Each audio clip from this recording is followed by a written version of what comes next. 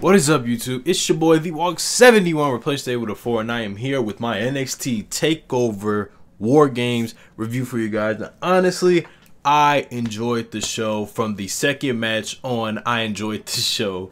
I'll get into why I said that. But yeah, this TakeOver War Games, the main event was a War Games match, and the War Games match was everything I sort of expected it to be and more. We got blood, we got chaos, we got people getting hit with weapons, table spots, suplexes off of cages, all kinds of crazy stuff. But we'll get into that when the time comes. So let's start off with the first match we got, which was Lars Sullivan versus Cassius Ohno. And let me say, before I say anything else, Cassius Ohno had the clean Duke University attire on. That was pretty clean. I hope he wears that on TV and retires the King's attire he's been wearing for a minute. The match, it was short. It was very short. It was probably about 10 minutes. It was an alright match, I guess. From Cassius Ohno's standpoint, he really went crazy. He was striking the crap out of Lars Sullivan. Lars Sullivan hit about a few power moves, but it was mainly about, I say about maybe 80-20, nah, 70-30 of the match. It wasn't really, Lars Sullivan didn't do it much, but when he did something, I guess it was a very powerful thing. Like he did a pop-up power slam or something like that. But Cassius Ohno hit the was it, I guess you call it, Discus Big Boot. It was at one point towards the end of the match where he just started hitting Lars Sullivan with elbows, forearms, kicks, and Lars Sullivan was just no selling it. Then he hit his finisher, I guess, which I thought he had a different finisher, but finisher is he picks you up and like turns and slams you. I don't know how to describe it, and I thought maybe that was just a signature move. That was just something, something to get him back in the match. The referee counts 1, 2, 3. I'm like, what? That's it? I mean, okay, I guess since they're building him up for, this, I guess he's not gonna have those long matches. But come on now, like at least a better finisher. At least how am I supposed to get behind somebody that has that finisher? Like, I'm not really that big on Lars Sullivan NXT right now. Like, yeah, they're building him up as a monster and he's destroying people. He's doing everything he can. It's just, I don't know. It's just nothing I can really get behind. And I thought maybe this match can possibly get me behind him, but obviously not, because the match was meh. And Cassius Ohno did the best he could in this match, but Lars Sullivan just, in my opinion, didn't do as well as I thought. The match was short, so I thought they probably would have went a little bit longer. You know how at NXT they would usually put somebody in the match, which we got the next match, somebody that's, they're there, they can do well. They just have to have that breakout match, like how Tyler Breeze had that breakout match with Sami Zayn. How Sami Zayn had that breakout match with Cesaro at the first NXT special. Or what was it? Who else had a very breakout performance match? Becky Lynch against Sasha Banks. It was like her first big match and she went all out. She lost, but the match was still amazing. You saw what she can do. She changed her whole gimmick. And honestly, that's been Becky's best match in WWE so far. Who else can I think of that's just had a breakout match? Andrade Cien Almas against Cedric Alexander. He really broke out in that match. Different stuff like that. But I thought maybe this would have been the match that he would have had a breakout performance to make me, be like, okay, there's something with him. Because right now, he's just a big guy that throws people around. I can't get behind that. Yeah, he beat Cassius Ohno, who's, I guess, credible because, he's been in WWE before. He's an indie vet, all this kind of stuff. But the match just wasn't really, it just happened. Like, it was very forgettable, honestly. And it's crazy because I'm a fan of Cassius Ohno, and I just don't like how that match was. But let's move on to what I think was match of the night, because it blew all the expectations out of the water. We had Aleister Black take on the Velveteen Dream. First of all, before we get into the match, we gotta talk about my man's Velveteen Dream. He's over now. Houston was chanting his name all over the arena. That's number one. Number two, my man's came out like a gay cowboy. Like, I don't mean that in the most offensive way. I have nothing but respect for the LGBT community. I don't want y'all to strike me down. But he came out as a flaming cowboy. My man's had on the chaps, right? He had on his pants because they're in Texas, so, cowboys. And he had on, like, the little shirt that got, like, tassels on it. But it was, like, a crop top tassel shirt. And I believe he had on his 3 lens glasses, stay woke, the third eye. So he came out, did his whole thing. My man's had his hair braided on the side, and the top was just kind of like looking like Tina Turner. And he came out there, right? He got in the ring, took the shirt off, then he took off the chaps, and bro, his pants, my dude, his pants, they were airbrushed on the front of him, like all the way at the top. It says "Say my name," and on the left, I believe. On the left, it was his face, and on the right, it was Aleister Black's face. He had devil horns on. On the back, it was NXT. That is hilarious. And the reason I say that is because I was in Discord talking to a few buddies of mine, and I said, remember when Rick Rude had, I believe, Jay the Snake Roberts' wife on his trunks? What if he did that with Aleister Black? And then immediately after I said that, his face shows up on his trunks, and then the match happened. And the match started with Aleister Black really dominating Velveteen Dream with a lot of like locks and stuff. Every time, you know, Dream was trying to get out of the lock, he would just get back into it. And the better part of the match was the facial expressions and the body kind of movements that happened. So you would have him do all of this, and then Aleister Black would sit here in this Indian style position, right? Velveteen Dream got back in the ring, you know, did his whole hip thing he does, and then he didn't get his attention. And then what got Aleister Black's attention is when Velveteen Dream sat there in the Indian style position, looking him dead in the face, and he caught him by surprise. Then after that, Aleister Black got down and started crawling, and that caught Dream by surprise because he didn't expect that. And then from there, they just hit it off in the match. The match was insane. Oh my goodness. You know Aleister Black have a good match, but you didn't know about Velveteen Dream because he had a lot of, you know, kind of jobber matches where he would, you know, show what he can do, but he wouldn't have a high profile match yet. And this was his breakout performance. This was his Becky Lynch moment. This was his Sami Zayn moment. This was his breakout match. And man, this match was amazing. Let's talk about some of the spots. My man's Velveteen Dream hit the super kick. He hit this one clean move he used to do in the Indies when he was Patrick Clark, where he would have the person in the Sister Abigail position, but then when he goes back to where he, like, you know how Sister Abigail, he does, Bray Wyatt has you in the position, and then he, you know, rolls and in your face first. You know how it goes. He turns that to a DDT, and Aleister Black sold it perfectly. He did like a whole handstand. It was clean, right? My man's Aleister Black hit a bunch of clean strikes on Velveteen Dream. I'm talking about kicks to the head, chest, knees, all that kind of stuff. The match was clean. Velveteen Dream had hit a Death Valley driver at one point for a near fall. Then he went to the top rope trying to go for the his patented elbow drop, and I believe what happened was Aleister Black put his foot up. He put his foot up, and somehow this foot was so executed well that it somehow managed for Velveteen Dream to get caught in the ropes. Then Aleister Black kicked him in the chest and then kneed him, I think, in the face, and then hit the Black Mass with a 1, 2, 3. Match was insane. I think this was probably match of the night. I really enjoyed this match. It was everything I wanted and more out of this. Now I want to know what's next for Velveteen Dream, because I had Velveteen Dream winning this match to set up a long feud with Aleister Black. And basically, I did it in a review with the homie Zack Attack. You could find it on YouTube. Zack Attack 299. Zack Attack 2995. We did a predictions on this show, and I said that he added on, and it sounded pretty well. So basically, Velveteen Dream wins, right? He wins tonight. So then he shows up to Full Sail, and he acts as if he owns Black. He's better than Aleister Black. He starts wearing his jacket. He starts doing all this shenanigans. He does Aleister Black's entrance. He does all kinds of crazy stuff, right? And then eventually Black comes back, and then he wants revenge and all this kind of stuff, and he's got his attention, all this kind of stuff. Then they have another match. Black wins. Boom.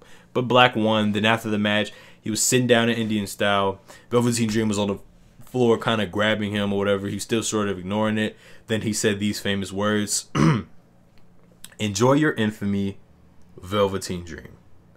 The crowd cheered. He left the ring. Velveteen Dream was in the ring, and he had kind of like a little smirk, I guess. And then the commentator said they both won because Black won. But the whole point of this was that Velveteen Dream wanted Aleister Black to acknowledge him, say his name, acknowledge this crazy stuff he does. And he did acknowledge him. He said his name. So now I want to know what's next. I don't know what's the next feud for Black. Hopefully, I wouldn't say, I don't know. Maybe they'll do this. Maybe that's why they gave Cien Almas the NXT title for Black. I don't know. Maybe so. And I don't know what's next for Dream. It should be very interesting to see what happens, what goes on from here for them two, because that was an amazing match. So I know I'm happy for Patrick Clark because, you know, was it 2 years ago he was on Tough Enough. He was the only guy on Tough Enough. Him and I believe Chelsea Green. She's in TNA now, but they were like the only two people that were actually experienced wrestlers, but they also had passion for pro wrestling. Like, they loved it. They knew everything about it, especially Patrick Clark. That's why everybody known him for it, was the guy that actually loved wrestling. He was passionate about it. He wanted to pursue this. This was the only thing he did. He had wrestling training before all this. He was the best. He got eliminated because apparently he was too cocky, or he needs to learn humility. He lost, but then the people that won got fired. Like I think Sarah Lee, who won it, she got fired. Josh Matthews just got fired. Josh Matthews, his name is Bronson Matthews. I forgot. Josh Brindle, he just got fired. ZZ, who basically got him eliminated. ZZ went past Patrick Clark, which is crazy. Not in WWE. He got fired. So now I'm happy to see him prosper in NXT as he should with this new gimmick, which is amazing. It's cool. It's gonna work. Hopefully, even though I always say this, hopefully the main roster doesn't ruin it. It makes him like I don't know. I don't even know. I can't even imagine what they would do to him. So then the next match we ended up getting was the Fatal 4-Way women's match for the vacant NXT Women's Championship. We had Nikki Cross, Kairi Sane, Peyton Royce, and Ember Moon. And this match was enjoyable as well. It was a lot of stuff happening. You had, well, first let me mention this. They changed Kairi Sane's theme song, and it's not good. I liked her theme song before. Her theme song was fine. I don't know why NXT and WWE does this. They just change somebody's theme song randomly for no reason when the person's theme song doesn't even need to be changed. Like, her theme song was perfectly fine. It was perfectly fine. It didn't need to be changed at all. So then we had the match, and the match was not bad. I actually enjoyed it. I had Peyton Royce win this match because I would have thought that NXT, or I just would have thought they in this match they would pick the person that nobody thought would win. But funny enough, Peyton Royce got the loudest reaction, I think, and Ember Moon when she won because she is from Texas. But yeah, like she got like the loudest reaction. That was insane. She came out first. No, she came out like third. I'm just describing stuff. Billie Kay came out with her, then she went backstage, and then the match happened. It was clean. It was a lot of stuff happening. Like Ember Moon with her super kick, she powerbombed Nikki Cross on the floor on the outside. Peyton Royce was amazing. Kairi Sane was amazing with the elbow drop. It was just all out, just war. And you know, it was the only thing I would say that I would want would probably be, because the whole pay-per-view they had two matches there, two rings I should say, not two matches. They had two rings there. So I thought, since it's a fatal 4-way match, and don't make it like the regular fatal 4-way match where it's two people always fighting in the ring and the other two people are outside dead, or a third person comes in just to kick the other person out, making it one-on-one. I thought maybe they should use the second ring and have both chaos and stuff going on inside the ring and see what happens with there, just so you can catch the person's eye and see that everything happening instead of two people fighting in the ring and the other two on the outside. I kind of want that to happen, but it didn't. The match is still all right. Let's see, you had that, and then we got to the ending where Kairi Sane had hit the insane elbow, right? She hit it on top of, I believe, not Nikki Cross. It was who was it? Who was on it? I believe it might have been let me think. She hit the elbow. It was on top of Peyton Royce, who was on top of Nikki Cross. Yeah, and then Ember Moon pushed Kairi Sane out the way, and then she tried to go for the pin. They didn't kick out, and then I believe they Peyton Royce and Nikki Cross were both standing in the ring. And Ember Moon went to the top, went for the Eclipse, took both of them out, pinned Nikki Cross to become the new NXT Women's Champion. And honestly, I'm not mad at the idea because, you know, as much as I would want Peyton Royce to be champion, just because I feel like we haven't had like a real heel NXT champion in a minute, that would have been perfect. It would have worked with the iconic duo thing. Could have been like another Lay Cool. But yeah, Ember Moon winning, honestly, it was gonna happen, I think, eventually. With the Asuka thing, I just felt like they didn't want to sacrifice Asuka's undefeated streak for the championship, so I felt as though this is the better way to do it. Have her relinquish the title, move up to the main roster, and then have Ember Moon win that way. And the better part about it was that after William Regal came into the ring to give her the NXT championship, the NXT Women's Championship, Asuka was in the crowd. She came into the ring, and she gave Ember Moon the title herself, hugged her, raised her hand, all this kind of good stuff. Feel good moment for Ember Moon. I think her family was in the crowd because, you know, she's from Texas, all this kind of stuff. So I'm happy for Ember Moon. She finally got her big moment, because I remember Mercedes Martinez says this on the NXT. She said that Ember Moon couldn't win the big matches. She's just a person there, so maybe that was something, I guess. But now she finally got her big moment. She finally won the NXT championship. Now let's see what happens from here when it comes to that championship. So the next match we had, which was surprisingly an amazing match, and I didn't think it was gonna be as amazing. I know, crucify me now, Drew McIntyre and Andrade Cien Almas. I just felt like it would look weird and awkward because of the size difference, but the match was amazing with Zelina Vega also being a part of it, which was Drew McIntyre versus Andrade Cien Almas for the NXT Championship. Now you're wondering to yourself, why is it this main eventing? Because they had the War Games match, if it wasn't obvious enough. But anyways, the match was amazing. There was stuff in here I haven't seen from Andrade Cien Almas that I've never seen before. He did a moonsault from the top rope onto the outside. Drew McIntyre used his power in this match. Andrade Cien Almas was going crazy. The best moments of this match was Zelina Vega. She got involved once. She tried to go for a hurricanrana into the steel steps as she did to Roderick Strong once, but Drew McIntyre caught her and just, I thought he was going to powerbomb her. He just, put her on her feet. And then the second time was when he tried to do a distraction and she came in and hit the hurricanrana to the floor, sort of. Like, it's kind of how Kalisto does in the ring. If you know, it's like a hurricanrana. Drew McIntyre's on his knees. She does the hurricanrana. He goes face first into the canvas. Then Andrade Cien Almas comes in, hits the El Idolo. I don't know what the name of his finisher is. I thought that's what it's called. I don't know. Crucify me if you want. He went for the pinfall. Drew McIntyre kicked out. There was one point before this that I mentioned. This is the funniest part. Drew McIntyre had hit the Claymore kick out of nowhere, and my man's Andrade Cien Almas hit a ultra flip sailed move when he got hit with it. He did a super quadruple flip. Oh my goodness, that was brutal. Jeez. He destroyed my man Cien Almas. My man Cien Almas got messed up, right? That was that one part. Then the ending of this match really caught me off guard because I didn't think it the move was brutal. It looked like it was worth, it looked like it was worth the it looked like it was my fault. It looked like it was worth the 1-2-3 pinfall. So Andrade Cien Almas looked like he was going for a DDT off of the top rope into the canvas, but it looked kind of very brutal. It looked like Drew McIntyre actually went head first. Like, it looked like he did almost like a brain buster, and it looked very brutal. And it was 1, 2, and I thought, okay, he's gonna kick out. 3, clean. Drew McIntyre lost his NXT championship to Andrade Cien Almas. Andrade Cien Almas is the new NXT championship, and the crowd went nuts. Oh my goodness, this match was amazing. I enjoyed it. Wow. I'm not going to say this because Solomon said it, but honestly, now that I think about it, this might have been the best NXT championship match we've seen in a minute. Like, because I'm trying to think. The Bobby Roode Shinsuke match was alright. What was right after that? Bobby Roode and Shinsuke 2 was cool.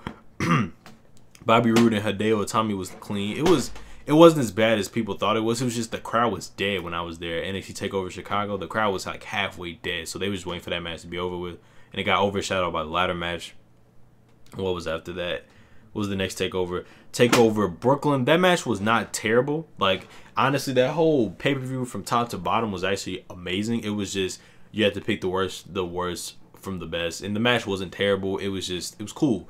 This match was amazing. I really like this match. I like it. I love it. I don't know why I said I like it. I love it. Now that Cien Almas is champion, that should be interesting, because the whole thing about Cien Almas is now, they did in the package too, is that he's been partying, he's been, carefree, he lost all these big matches against Cassius Ohno, even to Bonini, Cesar Bonini, somebody new, somebody like not even developed yet, he lost to him, and he's just losing all these big matches he's supposed to win. Zelina Vega comes into his life, he wins matches, he beat Johnny Gargano twice, Roderick Strong, because Roderick Strong beat him before, and then he started winning all these big matches, and now he felt it was time for him to, go for that big title, go for the NXT Championship, and he finally got it. And the thing was, Drew McIntyre, his whole thing was that he's overcame what happened to him previously in NXT, not NXT, WWE, but he was the chosen one. He's supposed to be world champion, then they did nothing with him, they put him in a rock band, then they got rid of him.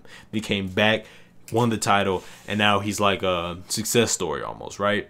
And then you have him, have this attitude where anytime, any place, you could face me for the title, and that's what happened. And now that he lost the title, I can see they're doing a thing where he has to now struggle again to reach where he wanted to be as NXT champion, possibly.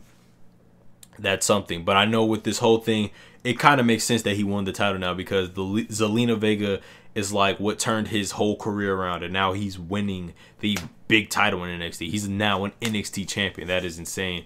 So I can't wait to see what's gonna happen going from here.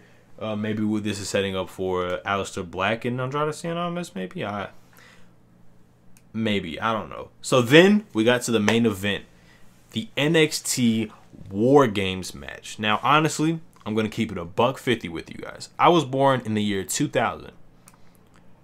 This stuff has been going on. The War Games gimmick has been going on before I was born.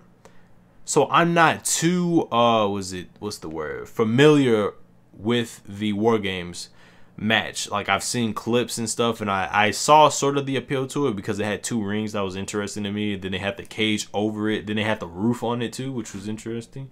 But I never understood it. So this is really kind of my first War Games match I've seen, like from top to bottom all the way. And I guess, you know, some people thought this match was all right. I thought the match was sensational. I thought this was everything you want out of a damn War Games match. Everybody was saying the War Games match is supposed to be chaotic. It's supposed to be blood. It's supposed to be that you won't survive this match. And I thought that's what we got in this match. So we got the Undisputed Era, Adam Cole, Bobby Fish, Kyle O'Reilly versus Sanity, Eric Young, Killian Dane, and Alexander Wolf, who went brazen in this match. We'll talk about that later. And Authors of Pain with Roderick Strong. And this match was nice. The new rules of it, they took the cage off of it, but they made the escaping the cage like a rule. If you escape the cage, then your team forfeits the match, because it's only 1 pinfall. I thought it might have been elimination, but it's only 1 pinfall. So they had who came out first? Sanity came out first. And the other rule is that 3 people from each team starts the match while the rest of the team is in the cage. After the first like I guess you would say interval is 5 minutes, and then the team comes in and the rest is 3 minutes. But each team is in the cage, and once they are randomly selected, they all go in there. Hell breaks loose. Amazing. So Sanity came out, then the Undisputed Era came out. Eric Young started it. Adam Cole. So then after that, the Authors of Pain came out clean, right, with their whole gimmick. Then my man's Roderick Strong came out with his own Authors of Pain attire on. He had the cargo pants. He even had the mask, the little, I guess, head garment, the vest, the tank top. My man's had black wrist tape. He looked like a little junior author of pain.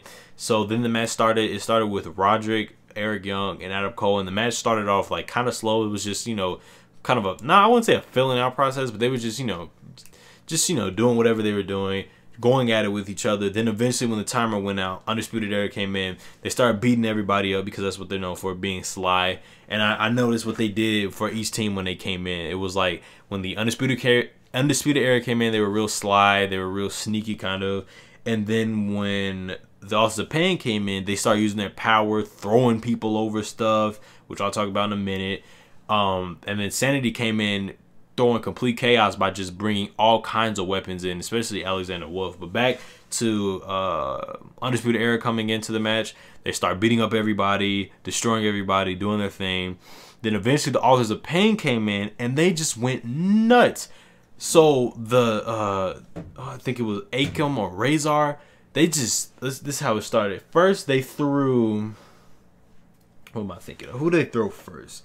People got messed up. Kyle O'Reilly got thrown in between this little metal platform that held both the rings next to each other. He went bow. He went dead. Then I believe Bobby Fish got thrown. Then the next person that got thrown was Adam Cole over both of the ropes. Then Eric Young, right? And then Roderick Strong was standing there. And then both of them threw Roderick Strong into them, causing complete destruction. Then they started beating up everybody. Then the timer went off. Then Sanity pulled up. My man's Alexander Wolf still had the jacket on though. And look, he's smart. So he saw that both Authors of Pain were looking at him. So my man's decided to pull out a police baton and start beating the, not baton, a nightstick. And just start beating the crap out of both Authors of Pain.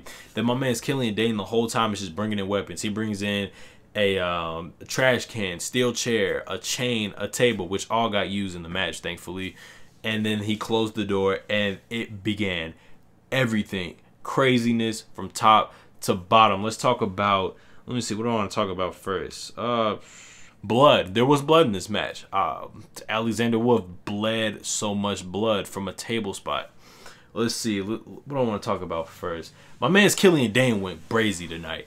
Listen, I forgot how good Killian Dane was. He was a great wrestler, and he showed how much of a powerhouse he was. My man was out here hitting Michinoku drivers on top of people. My man was hitting a fallaway slam and Samoan drop. My man was out here hitting, running sentons on people for no reason at all. My man was a complete powerhouse. He was going crazy in this match. He also hit a coast-to-coast on, I believe, Kyle O'Reilly. Oh my God. Kyle O'Reilly also messed himself up because he had a steel chair, and I guess he was supposed to do the thing where he was supposed to hit somebody, they ducked, but he hit the ropes and then bounced back and hit him straight in the face. Oh my goodness, that was crazy. So let's see what else happened. Authors of Pain destroying people. They brought out tables. Then Alexander Wolf hit a German suplex through the table after like this one big spot where everybody got thrown over the top of the top rope. Everybody was thrown, you know, big spot. Then my man's Alexander Wolf hit a German suplex through both tables, and I believe one of the table shards cut him because he was bleeding like crazy. It was like a big pool of blood on the table after.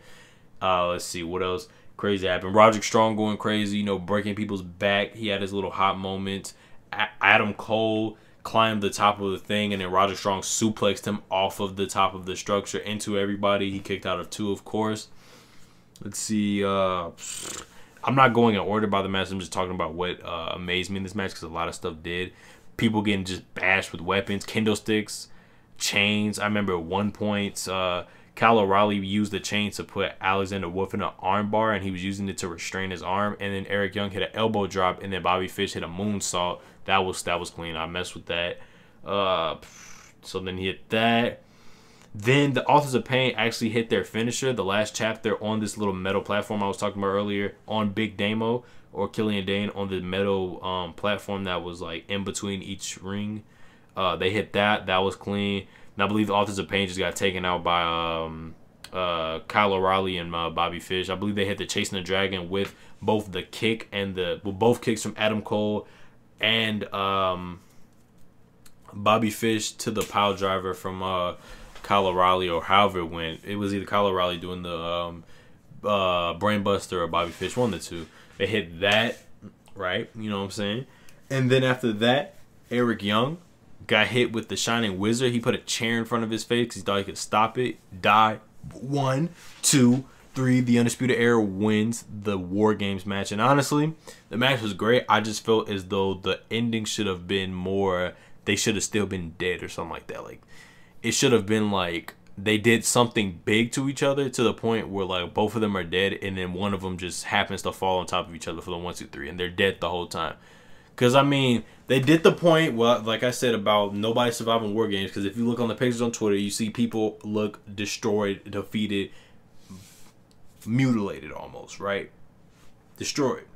So, the Undisputed Era won the match, and it was a clean victory, I guess you could say. I just felt as though there should have been something, you know, kind of to, you know, bite my teeth into for next week. Because, you know, last TakeOver, you had Adam Cole debut. So now I want to see what's going to happen with that.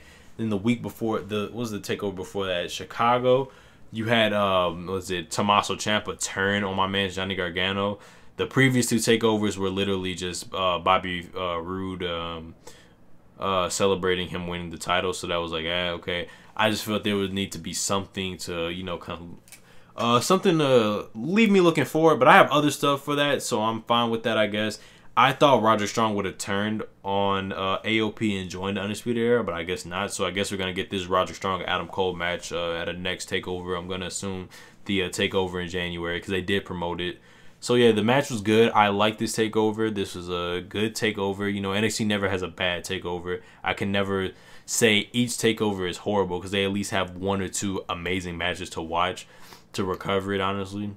And yeah, this TakeOver was good. The War Games match was amazing to me, except for like the ending kind of, I just felt like there could have been more to it. I like the Aleister Black and Velveteen Dream match, and I like the women's match, and I like the championship match. I just did not like that Cassius Ohno and Lars Sullivan match. I don't know what it was about it. I just was not a big fan of it, but hey, that's my wrestling opinion, and everybody's subjective to their own opinion when it comes to pro wrestling. That's the beauty of it. But anyway, guys, that was my review for NXT TakeOver War Games. Like, comment, favorite, subscribe. Just do support me. Thank you for watching. I'm out. Peace.